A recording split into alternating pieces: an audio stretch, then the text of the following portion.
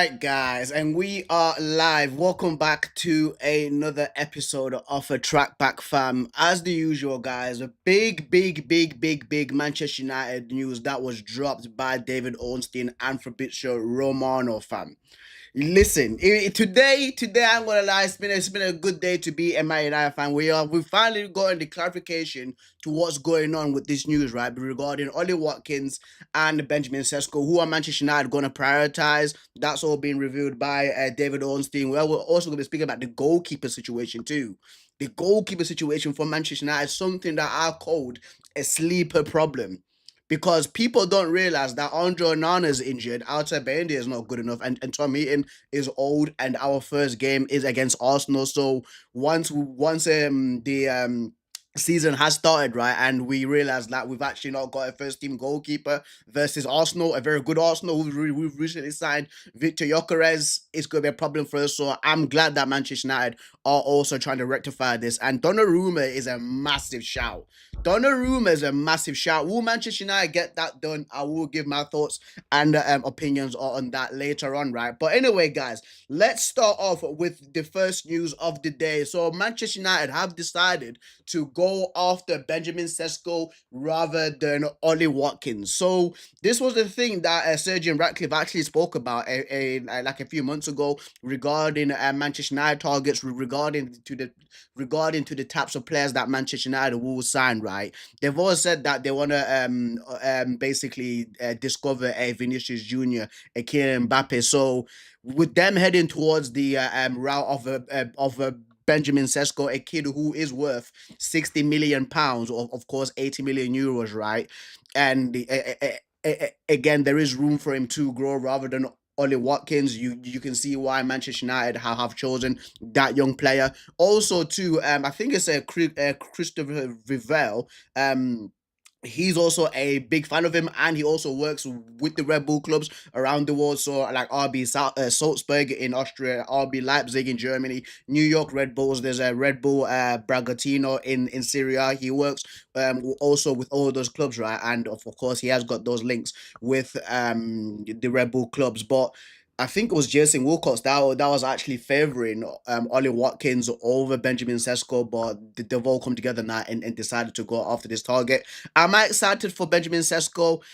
Not really, because he's a young, unproven goal scorer, guys. Like, we just have to keep it real. There's the same thing with Rasmus Hojlund. When Rasmus Hojlund first signed for Manchester United, right? Like the season before for Atalanta, he scored 10 to 11 goals.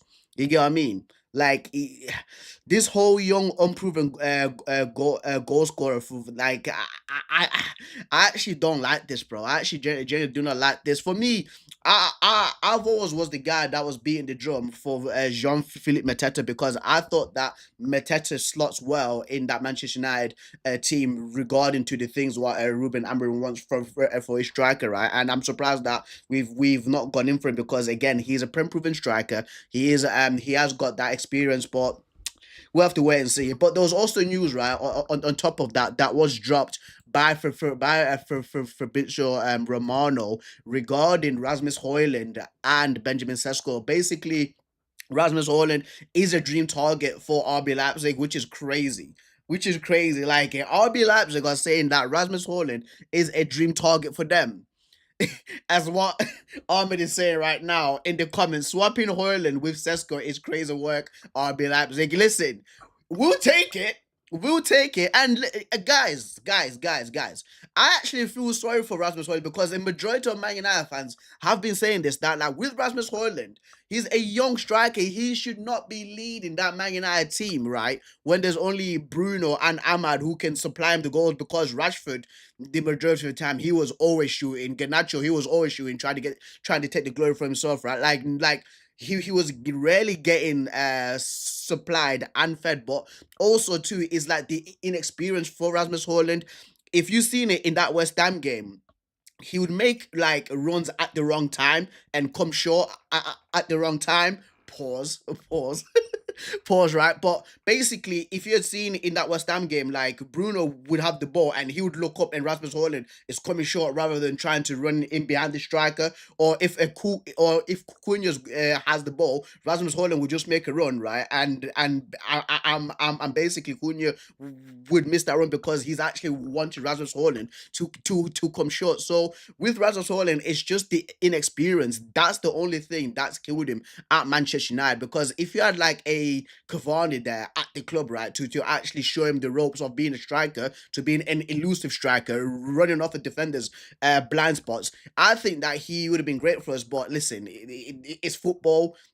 It's football. Things like this happen. But for me, what actually does give me a little bit of confidence for Benjamin Sesko is that he's got Bruno, he's got Amadi, he's got Cunha, he's got Mbuemo playing like behind him, and Dogu as well. Like Dogu always likes crossing the ball, right? So at least he's got players that will try to feed him for him to actually score goals rather than Rasmus Hojlund, because Hojlund, once again, he was playing with Garnacho and Rashford, and the only two players that were actually trying to pass to him were Ahmad and Bruno Fernandes. So that's gonna be something that's gonna be different. And there was a question that was asked earlier, right? To who's going to score the most? No, how many goals is Manchester United going to score for next season in the 25-26 season? I think the last time that Man United scored over plus 55 goals was the 1920 or the 18-19 season.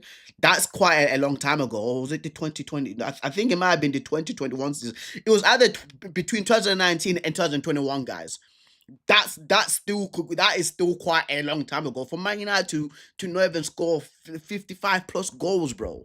That's crazy. So I actually did bring up the scorecard matrix once again. I like using this website because it just compares the other players, of course, all around the world. And right now I actually want to put Brandon Bummel stats together, Mateus Cunha stats together, and Benjamin's stats together, because in total, right, in all competitions, these guys, no, just league. In the league, right, these guys combined for what? That's 35, 48 league goals. 48 league goals between them, all three of them, right? And I said that Manchester United, like our front three, we need to get this correctly, because if our front three can click, we can absolutely cook next season. We can absolutely cook next season, right? So for me, 48 league goals, just 48 league goals, just that by itself, that's already a freaking it's already a positive, bro, right, from compared to last season. I think last season we got way less than that. I think our top goal scorer was like Bruno Fernandes, and I think it was like Ahmad or Rashford that came in second place. So again, that's already a massive drastic difference. And I just pray to God, right, that Cunha, Bruno, Ahmad, Fernandez, and Dogu tried to supply Sesko with goals, because Benjamin Sesko, again, is a physical freak. Guys, like the guy is a physical freak. Insane jumping for a guy who's like what, 6'4", 6'5". So on corners, on headers, listen, he might win a lot of headers, balls. I was gonna say balls. I was gonna say balls, but that pause. Pause, right? But he might win, right? A lot of headers defensively as well, because bear in mind, guys, like having a tall striker like that in the air is good for us, right? But uh, it's listen, it's, I just hope he does well, bro. I genuinely hope that like Sesko does well, because he's chosen Man United. Like he actually wants to come to us after what he's seen with Rasmus Hojlund. Like he wants to come to Man United. He's chosen us, right, over Newcastle. And also as well, guys, like if Newcastle don't find a suitable replacement for Isak is not leaving, because Isak yesterday did agree terms and conditions with personal terms, right, with Liverpool. So basically, it's just the price side that Liverpool and Newcastle need to come to agreements on. But listen, if if Newcastle can't find that suitable replacement, it's looking big for Liverpool, bro. Which I like, bro. As a Man United fan, I like seeing that news. But anyway, guys, like there was also news too regarding that Manchester United don't have to sell Where's that news, by the way? Where is that news? I need to pick it up for you guys. Right, basically this comes from Centre Devils via X. It says new Manchester United sources say they don't have to sell players in order to make more signings. Right, so for me, this is good news, right? But it's also a little bit worrying because where are we getting this? Where are we getting this money from now? Where is this money coming from all of a sudden? You get what I mean? Because when it like a few weeks ago where we had to sell Garnacho, Sancho, Anthony, Rashford for us to even like bring in a freaking striker. Now we don't have to sell players to make more signings. Something definitely must be going on behind the scenes, dude. I think a team has come to has come for has come in for Garnacho and Manchester United have made that deal.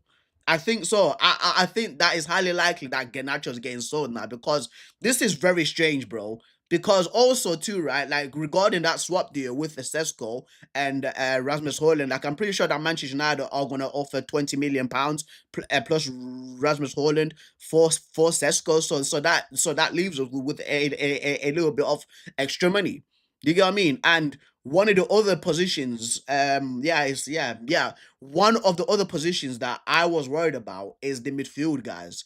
After that Leeds game, I harped on about that midfield crazy because we need a physical midfielder who's also technical, right, and also can cover a lot of ground in that middle pitch because you can see how easily, right, we get opened up if it's Bruno Copimenu in those 8 spots, if it's Casemiro Bruno in those 8 spots, if it's Ugarte Casemiro in those 8 spots, we always get opened up like crazy. So a lot of Man United fans have got this dream of signing Carlos Belliba from Brighton, but Belliba will be a lot of money.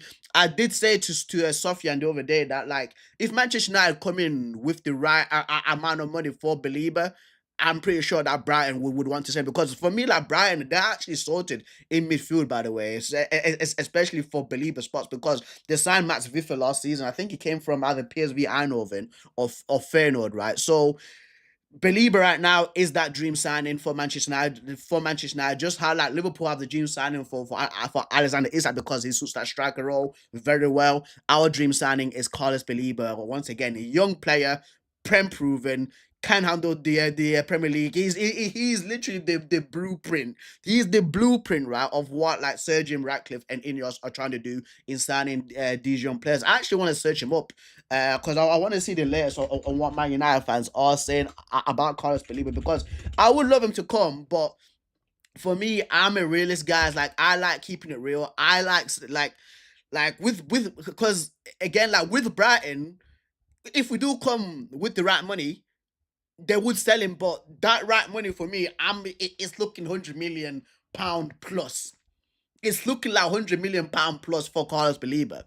You get what I mean? There's also other names that have been thrown out.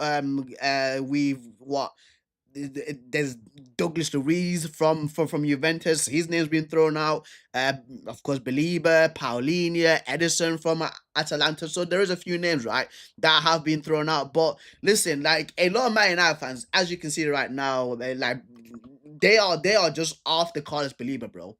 They are after Carlos Belieber, but this is literally came from yesterday from the Brighton base. It says Carlos Belieber is not expected to leave Brighton this summer. A move is not anticipated until next summer at the earliest. Will be dependent on his progress and interest, guys. But once again, money talks. Money talks. I guarantee you that Brighton. I guarantee you that Brighton are literally will want to sign this. Will put him up for sale for at least like what 100 million. It's 100 million plus, bro. It is, dude. Because guys, you know how Brighton are like.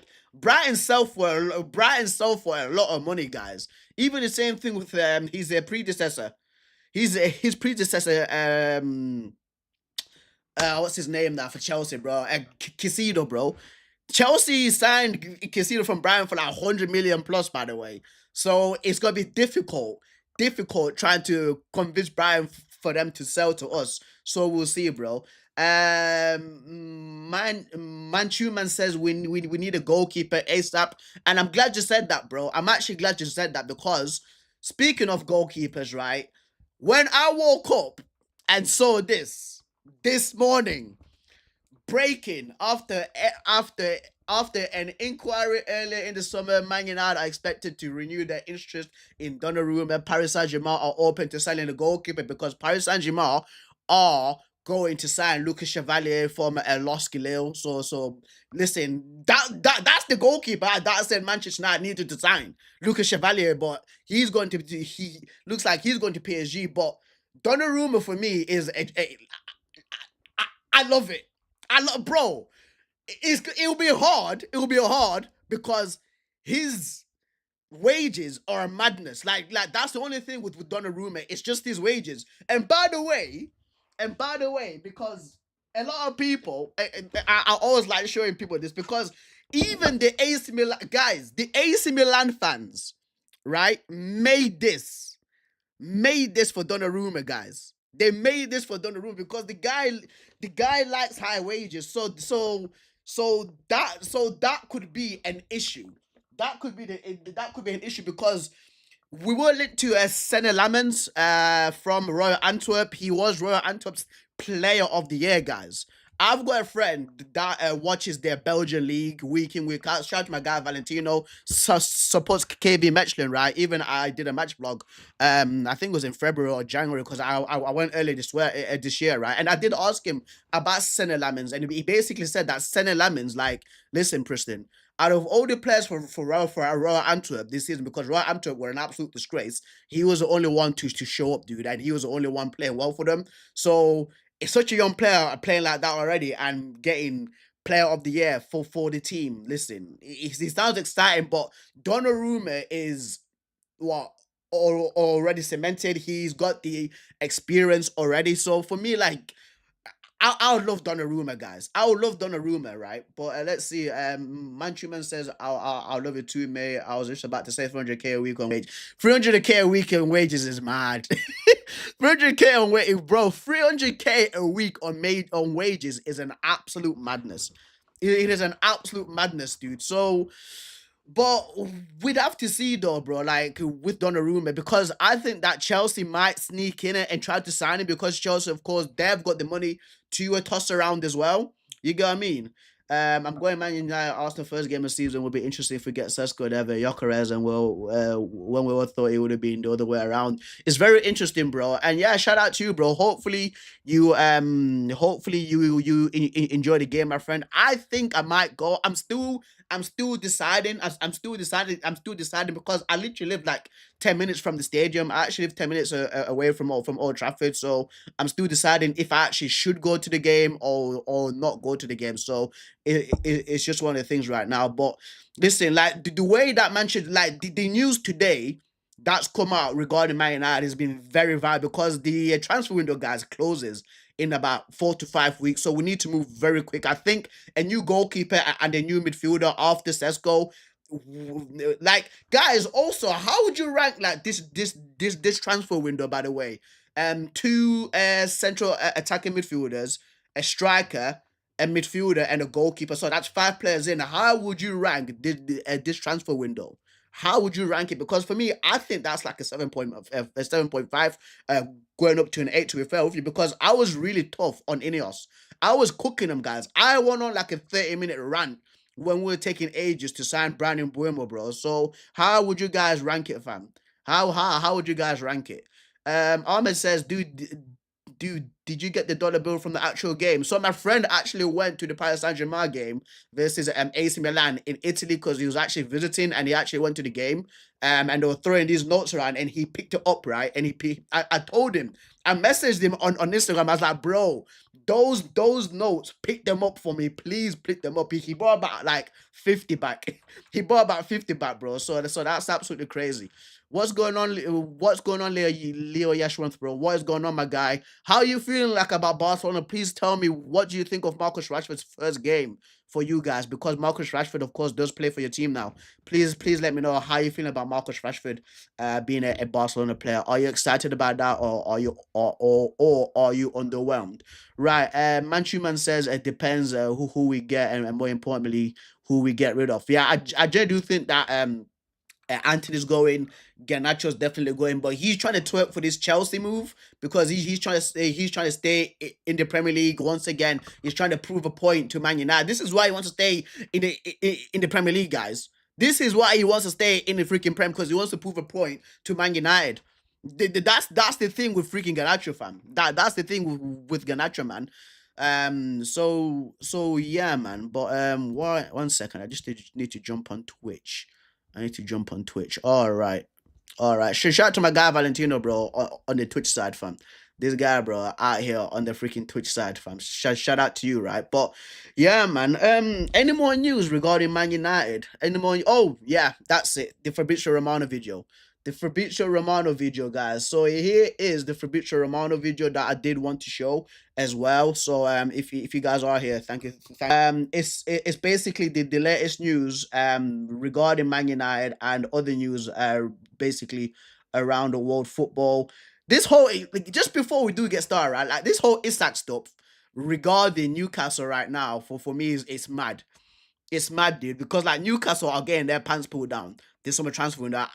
I think it's a massive wake up call for Newcastle, because like they thought that Champions League football opens up all windows for them to sign these class players, bro. No, like there's a lot of work that gets done to be a massive team. Manchu Man says the players that are going to have seriously overestimated the interest there'll be a club. Yeah, 100%, dude. 100%, bro. 100%, bro. Just submit. Keep up the good work. Thank you very much, my guy. Thank you very much. I really appreciate that, my friend. I really appreciate that. Thank you so much for your kind words, my dude. Thank you so much, mate. Right. Leo Yeshwam says Marcus is coming from from injury. We need to wait and watch because we still don't know whether he will play in the starting 11, but I believe we'll succeed on the Hansi Flick system. Okay. So you think that Rashford will play ahead of Rafinha? Do you think that Rashford will play in front of Rafinha? Please let me know, my guy. But anyway, guys, let's get started. Let's get started with the video. As always, to keep you posted on the transfer market. Today, guys, as usual, many things to discuss. I wanted to clarify some stuff on the strikers on the market. Of course, always a big topic to discuss together. And so, let's jump into it. Oh. YouTube copyright stuff, bro. I forgot I was on YouTube for a second. My man thought it was Twitch. Here we are, as always, to discuss movements, news, strikers. I'm getting many questions from many of you. Also, guys, this is very big now, right? Right, I have to go and work night shift, mate. All the best, mate. Thank you, bro. Thank you for your kind words. Thank you for your kind words, my friend. It honestly means a lot to me, mate. Thank you very much. But guys, in the chat, even on Twitch as well, do you guys think that Isak is going to stay now? Because it's looking like Sesko's come to Man United. There's no other player of quality, or maybe if Newcastle tried to come in and sign Rasmus Hojlund from Man United or Nicholas Jackson, but it's kind of looking peak for them still. I ain't gonna lie, bro. It's looking mad for them. But I think it's important to clarify some things, guys, on the strikers market, because you can find many information on goalkeepers, and not only here on the channel on the previous video, but also on strikers. On Sesko, I think I did 50 videos in the recent days to explain to you every update all about the situation. Well, what I can tell you more on the Benjamin Sesko situation, guys, is that, just to be clear, many questions on the player deciding. The player will take some days to decide. Sesko is not deciding today. I think Sesko is not deciding tomorrow, Thursday. Nah, he's definitely going to choose United, bro. Like, I hate to be like that sort of... I hate to be that sort of like smug guy, right? But from the interviews that I've seen already, like about 3 that people have plucked out from, like, when it was at... I think it was at RB Salzburg, weren't he? I think it was at RB Salzburg. Like, he was speaking about how Ronaldo was his favorite player. I think there was also Ibrahimovic, who also played for Man United, Rooney as well. So it's looking like the evidence is there, and it's also taking him time as well to choose, because with Newcastle, like Newcastle were ready to pay the fee they're ready to pay for his contract, but it's taking time. He's stalled and stalled and stalled, just like how Victor Gyökeres did with Man United.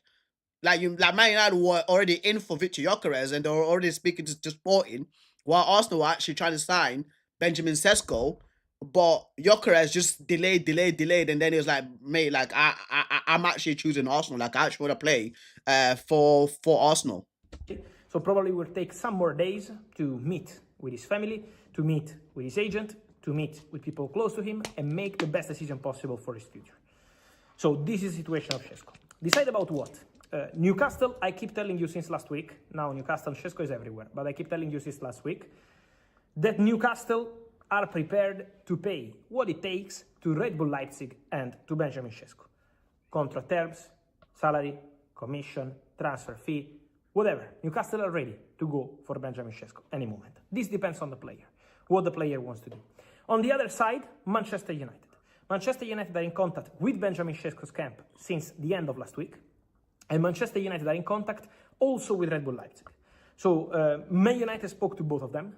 Christopher Vivel, remember what I told you guys in a video here yesterday. Now, this story is everywhere, but yesterday here on the channel I was telling you, Christopher Vivel is the name to remember. Christopher Vivel is a director of Manchester United who used to work at Red Bull Group. Then he went to Chelsea. It's what I said as well. Like Vivel's got links with the Red Bull clubs. This is what I mean, guys. This is what I mean, right? This is what I mean. Just before I do continue with the video, you know when Ralph Rangnick came to Man United, right? And he was like the caretaker manager for he was like an interim manager for for quite a bit, like around 2021, 2022 season, or was it 22, 23 season? Anyway, one of those seasons, right? So I said that like I don't mind like with the Ralph Rangnick, like of course being a interim manager and then going up to the board because he's got links with the Red Bull clubs. You know what I mean? Like he again, like those guys, like those Red Bull clubs are interconnected. They bro, like what is it's RB. There's RB Salzburg. There's a Red Bull Paris now. You know Paris FC. They're in talks to be taken over by the Red Bull teams. You get what I mean? Leeds now are part of this Red Bull family. Red Bull and New York Red Bulls. Red Bull Bragantino in a Brazil. I'm pretty sure there's a Red Bull team in Africa. Like these Red Bull teams, guys, like they are well in connected. And if Manchester United had like a man on the inside who can get sweet deals for us, then I would welcome it, dude. And Ralph Rangnick was that guy, but now it's the same things happening with Vivel. You got what I mean? So that was one of my things about Ralph Rangnick. Right. Leo Yashro says, from my point of view, Barca can go with Lamine Yamal on the right, Rashford on the left, striker Lewandowski, Cam, Rafinha. Don't forget also about really bad Braji. I know that. I seen him training with the Rashford. Sofian says, if we take Sesko, we'll be taking their attacking targets. Newcastle, that is. Yeah, bro. 4D chess. 4D chess settings, bro. 4D chess settings, fam. But we'll continue. Time and then to Manchester United. Christopher Viola has very good relationship with Red Bull Group and knows Sesko very well. So what happened is that Christopher Vivel is working actively, helping with this deal. Man United are in contact with Leipzig. What I can add to you to this story, in contact with Leipzig and in contact with the player camp, is that Manchester United are also showing Leipzig the opportunity to maybe include a player into the deal for Benjamin Sesko. Then we have to see if these players eventually could be open to go to Leipzig because they don't play European football for the first time in many years. So I don't think it's going to be easy to include a player in this deal. But Hojlund has to go, bro.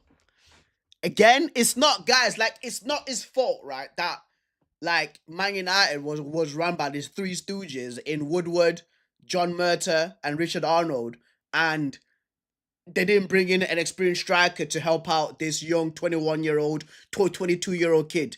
You know what I mean? It's not his fault, but listen, if Sesko's coming in, right, Hojlund has to be in this part of this deal, bro, for us to just pay 20 million for Leipzig. So at least at least, and again, like I hate saying this, but I just have to be real. Like I hope it doesn't flop. I hope it doesn't flop. But in case if like Sesko flops, then it was like, oh, you only pay 20 million for him. We can actually even possibly sell him for even more.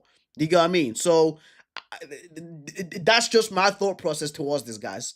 That is my thought process towards this, right? I did see like other Man United fans saying maybe we should keep Rasmus Hojlund because he does give us another option in that striker position. You get what I mean? So if we have Sesko, Hojlund, and Xerxes as our three choices, and then loan out Chido Obi Martin, that's something what other Manchester United fans would be in for, right? But for me, like with with like Hojlund, again, as I mentioned earlier, and it was throughout that West Ham game, like he's not on the right same frequency as the two attacking like midfielders, man. When he's meant to make a run, he comes short. And then after and then it's a vice versa after that. When he comes short, that's when he's actually meant to have made the run in behind, man. Like it sounds so wrong because it feels like I'm picking on Rasmus Hojlund, but it's just the player that we have. Like I'm just judging him on the player that he is. I'm not judging him as like a person because he seems like a really nice guy, but as a football player, especially as a starting striker for Man United, I genuinely don't think he's not it. Maybe once again, if he goes to RB Leipzig, there is no spotlight on him. He can just get down and just do and just do his business and score goals. You know what I mean? And cooking and cooking science because Leipzig is known for nurturing players, guys. Javi Simons was there, Christopher Nkunku was there, Soboslai was there. I think it was Konate. It was a French player that was there, 100%. Simakan was there, guys. Like they've had a lot of players, right, that have come from like RB Leipzig that have gone off to other teams and actually done well for them. Showing how Manchester United are really trying to do business for Benjamin Sesko. So what happened in terms of strikers is that Manchester United last week spoke to Aston Villa for Dibu Martinez, and Aston Villa said, forget about loan, permanent, 35, 40 millions or nothing. And then spoke about Ollie Watkins, but the answer from Monchi and Damien Vidagani at Aston Villa was quite clear. They told Manchester United that they don't want to sell the player. So Watkins remains one of the players in Manchester United thoughts, but Aston Villa don't want to sell the player. So it's going to be a very difficult one.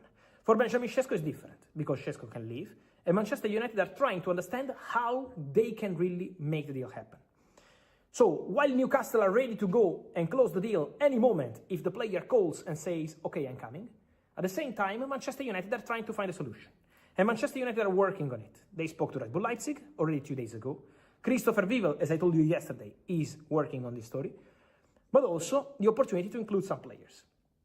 For example, one of the names, dream targets for Red Bull Leipzig could be Rasmus Hojlund. But let me say that at the moment, from player side, I always told you the player would love to stay at Manchester United. The player is not entertaining any negotiation with other. Rasmus Hojlund has to go, bro. Like, we have to be real, guys. We have to be real with man, fam. Like, we don't want it to get toxic with him, dude. Like, honestly, we just have to be real with him, bro. Because I genuinely do think that most of these guys, like stay in a freaking bubble, man. Honestly, bro. Has he not been? And again, it sounds like I'm picking on him, but we have to speak the truth, though.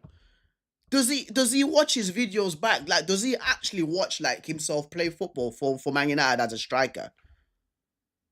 Especially like throughout last season, and it sounds like I'm being so like harsh and rude, but this is what United fans were seeing. Like, a majority of the times, it was like we're playing with 10 men when it was our striker. We have to be real. It was like we're playing with 10 men when he was our striker. That's what it is. He should take this, bro. Like, he should take this opportunity to play for a team like RB Leipzig as their main striker. No pressure. You got what I mean? No spotlight on him. Gain the experience And then after that, he can go to another big team, bro. That's what Kevin De Bruyne did at Chelsea. Pause, but he arrived early at Chelsea. You know what I mean? Of course, like at Chelsea, he was like beast in that team, right? But he left and went to Wolfsburg, played well for them, and then Man City signed him. Same thing with Salah at Chelsea. You know what I mean? Like Rasmus, honestly, guys, like Rasmus Hojlund genuinely needs to understand this. I don't know what this is, bro. Like, you're not cooking at Man United, dude. How many league goals have you had in like 2 years? How many league goals has he had, man? This is crazy, dude. Like, this is genuinely crazy, bro. And do Man United have to be cutthroat? Like, do we genuinely? Okay, no, that's a stupid question, but Man United have to be cutthroat with this, bro. It don't matter if he wants to stay or not, dude. But like, he's not at the level. He's not at the level to play for Man United. He's not at the level. Like, we have to be cutthroat now, bro. That's just me. Leo Yeshwan says, I was a big fan of Marcus Rashford when he played in Europe against Barcelona in Camp Nou. I imagine can Barca get Rashford, but I thought the deal can be done only a dream. But now Rashford signed for Barca. It's still one of my dream comes true. Okay, so Leo Yeshwan, yeah, man. I think that he would do well for you guys. If Anthony of all man can go to Betis and cook, bro, Rashford will do well for you guys, bro. I genuinely do think that Rashford will do well for you guys. Clubs at this stage, so the situation is quiet. But this is showing how Man United and Leipzig are talking about eventual solutions for the Benjamin Sesko deal. For Oli Watkins, remains an very appreciated solution, but Aston Villa don't want to sell the player. Aston Villa closed their doors last week. So that's the situation for Man United striker as of today. Then we have to see what Sesko decides to do, and it's not going to be today. And from what I heard, it's not going to be also tomorrow. It's going to take some days before Sesko says, okay, this is the project I want, I've decided. Not too many days, I don't expect a very long saga. But in the next days, Benjamin Sesko will meet this family with his agent, consider all the elements of this project, and then decide. With Manchester United really trying, and with Newcastle ready. Then obviously, guys, this story will have an impact on Alexander Isak. Today, many of you saying, Fabrizio, is true that Alexander Isak agreed personal terms with Liverpool. Guys, I told you, I think for 2 weeks now, that Alexander Isak wants to go to Liverpool. Just to give you some context. How can you think that Alexander Isak doesn't go to train, doesn't go to pre-season tour with Newcastle without having a contract ready with Liverpool? It's quite obvious that the contract is not a problem, is not an issue.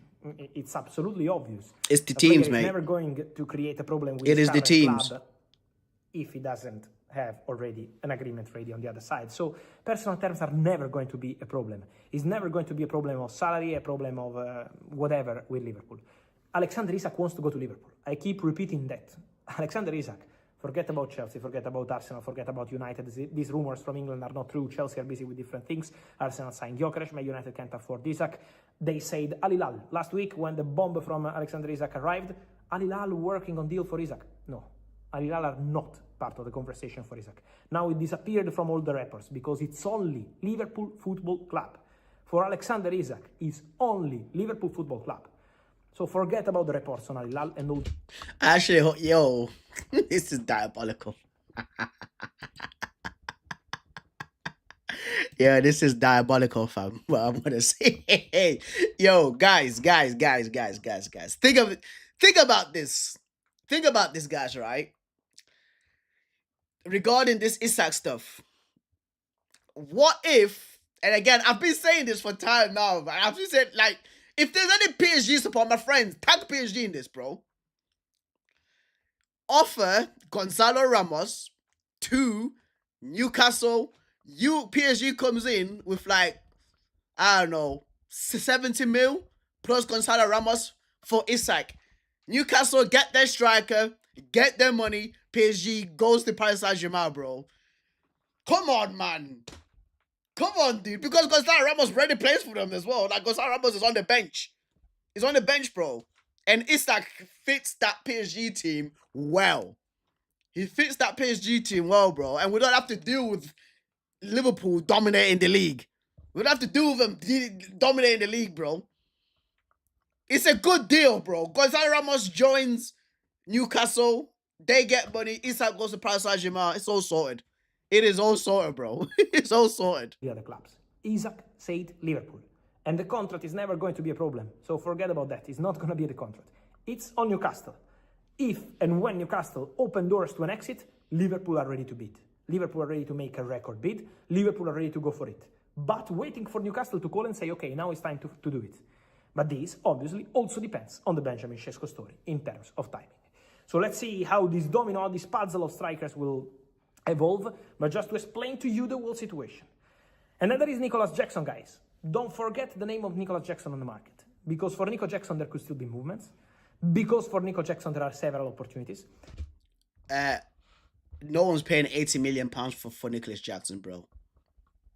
Like, we just have to be real, bro. Unless, I mean, maybe Arsenal might come in and pay 80 million for him, bro, because they're not being famous by Chelsea, but nobody's paying 80 million for that guy. We have to be real. Like, that's just the truth. 35 million pounds, 40 million pounds. You know what I mean? That is the right evaluation for him. But 80 million pounds is an absolute slap in the face, bro. It's an absolute slap in the face, dude. Chelsea are still requesting important money for Jackson. So in this moment of the market, it's not an easy deal to do because for Chelsea, Jackson is not a problem. Or they get a good proposal or they're more than happy to continue with Jackson. But, for example, if Sesko goes to Manchester United, Jackson could be an option for Newcastle. Or if Sesko goes to Newcastle, keep an eye on Jackson because obviously Chelsea appreciate Garnacho and that could be one of the last minute solutions. But at the moment, the focus of Man United is on Benjamin Sesko. The focus also on Newcastle is on Benjamin Sesko.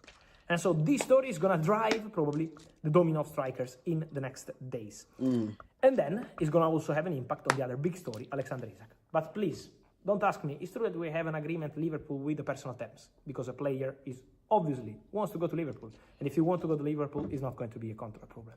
So relax about that. Is on Newcastle. I keep repeating that. Newcastle. Is Newcastle deciding on this story? It's not the contract, the salary. Forget. The player side is okay. It's only about Newcastle. So let's follow the situation.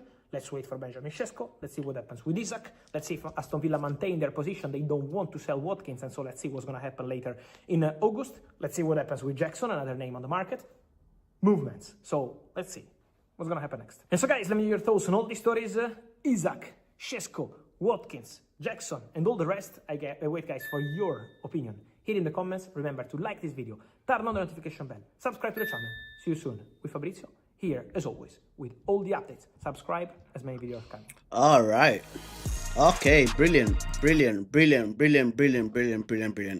But guys, I tell you what, man, like, once again, the bombers that we've gotten regarding Manchester United today have been absolutely fantastic.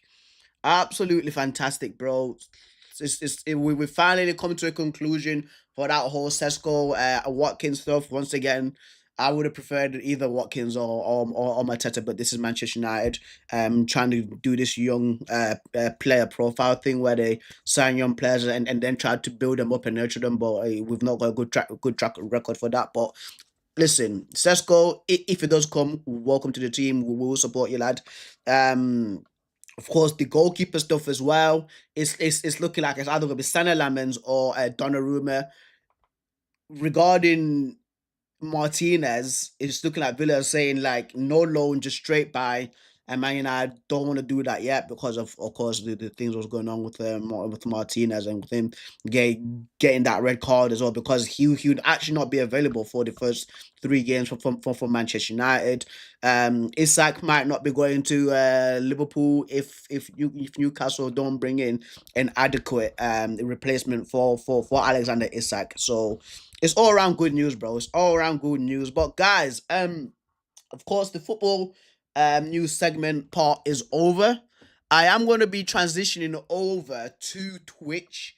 I'm going to be transferring over to Twitch, guys, because I'm going to be doing a reaction to the Manchester United season from the 2023-2024 season, guys.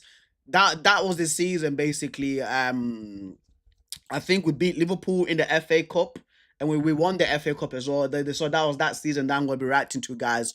So the Premier League season for that, because listen, man, I was watching a few highlights the other day. I was like, you know what? I think it'll be a good. I think it'll be a good idea for me to actually react to this and see like the sorts of games that we actually played, and to see which players actually kind of let us down as well, and to see like a pattern too. So I'm gonna be reacting to all of that through on Twitch, guys, not on YouTube, because on YouTube, if I did this, I'll be sent to the Shadow Realm, bro. I'll absolutely be banished to the Shadow Realm. So I'm gonna make sure that I stay live on Twitch. And if you guys do want to join me, it's still the Kaiser, guys. It's still the Kaiser. It's right here. Should be around here somewhere. Should be around here somewhere. So if you do want to join me, I that would be welcomed, and I would love it. So yeah, let me just set all this up before I do transition over to Twitch, man. Like it's a shame that YouTube's like this now, bro. It is a shame that YouTube actually moves like this, fam. It is a shame that you can't even just react to like football highlights that happened 2 years ago on YouTube, bro. That's mad. That's mad without getting copyright strikes, bro. Like we were wording all this stuff.